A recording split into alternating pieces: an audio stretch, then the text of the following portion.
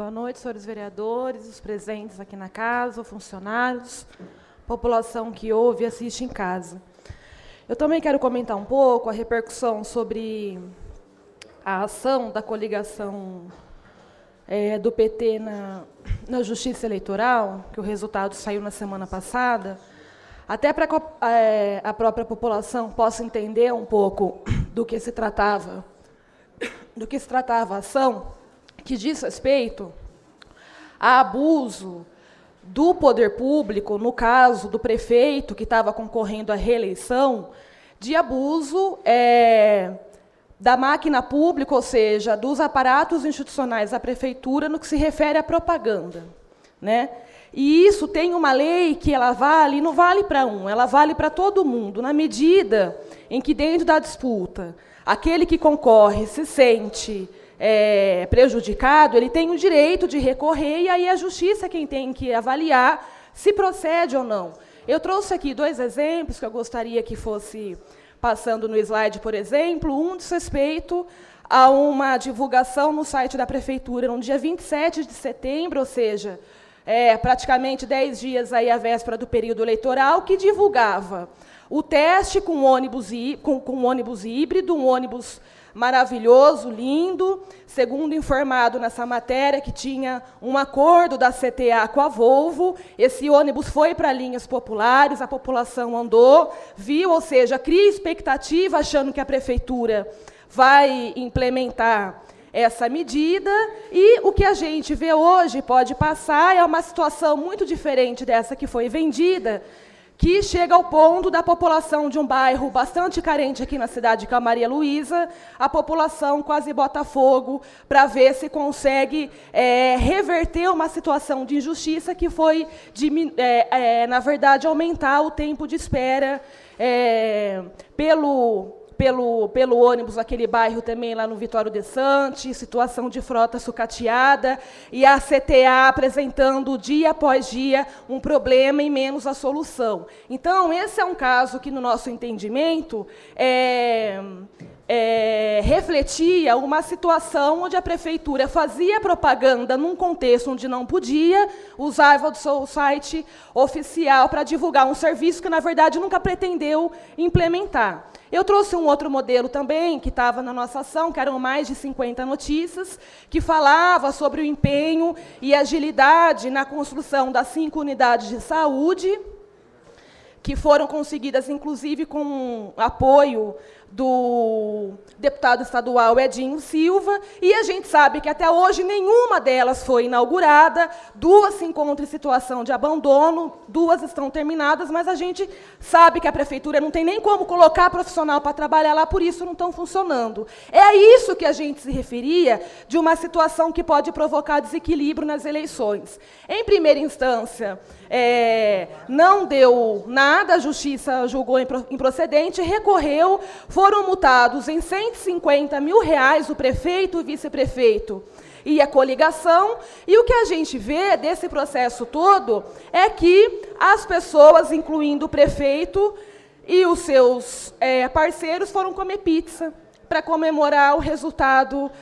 desse processo. E aí a gente vê, inclusive, uma nota do PMDB que rebate um artigo do deputado Edinho Silva, criticando a posição da imprensa local, em especial a jornalista Madalena, que aproveitou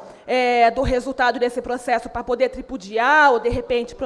se vingar, enfim, da pessoa da nossa companheira Marcelia e do presidente do PT, André Agatti, onde, nessa nota, inclusive, o PMDB rebate a nota que foi escrita pelo Edinho, pedindo para o deputado descer do palanque. E, assim,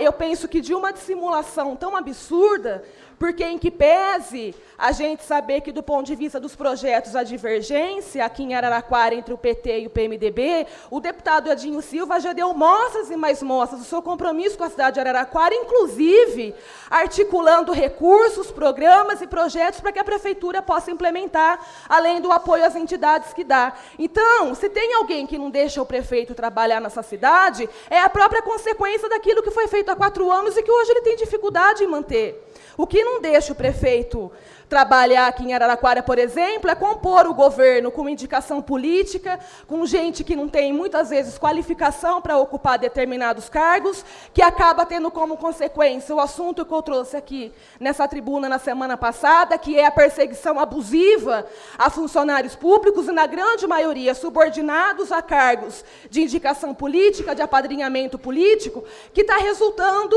num processo que o Ministério Público do Trabalho move contra a Prefeitura de Araraquara para investigar processo administrativo abusivo. Então, esse é o tipo de trabalho que tem não só um reflexo no nosso bolso, como no caso dos agentes da vigilância que foram reintegrados e vai ter uma multa milionária que a prefeitura vai ter que pagar, mas reflete também no desempenho do serviço público, porque se a gente não tem planejamento e no serviço público precisa ter gente qualificada, e a gente tem um quadro de servidores muito bem qualificado aqui na prefeitura de Araraquara, e isso é que tem reflexo que não deixa o prefeito trabalhar. É dívida acumulada porque gastou mal, porque faltou planejamento. Eu não estou com o dado aqui, eu não vou falar na próxima sessão. Se a gente for contabilizar só nesse ano os projetos que vêm, que fazem remanejamento de crédito, o que é natural num determinado período do governo, mas a gente votou logo no começo do ano, crédito para a saúde, para gasto com material permanente. É a prova de que não tem planejamento. Como é que você vai votar esse tipo de projeto em abril,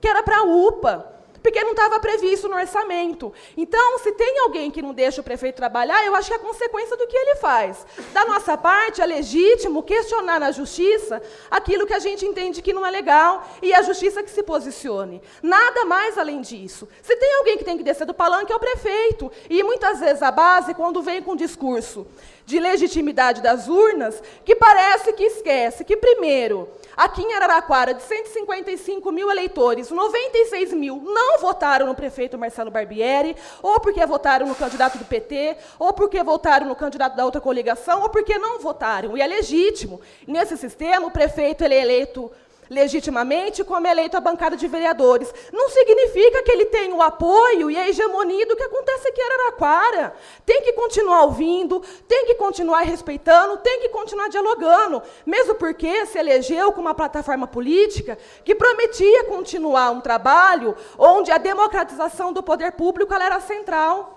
E que hoje, muitas vezes, a gente não vê acontecendo. Projetos importantes aqui na cidade, que acontecem à revelia, muitas vezes, do que pensa a população, ou, muitas vezes, à revelia daquilo que deveria ser prioridade, que é aquilo, por exemplo, que a população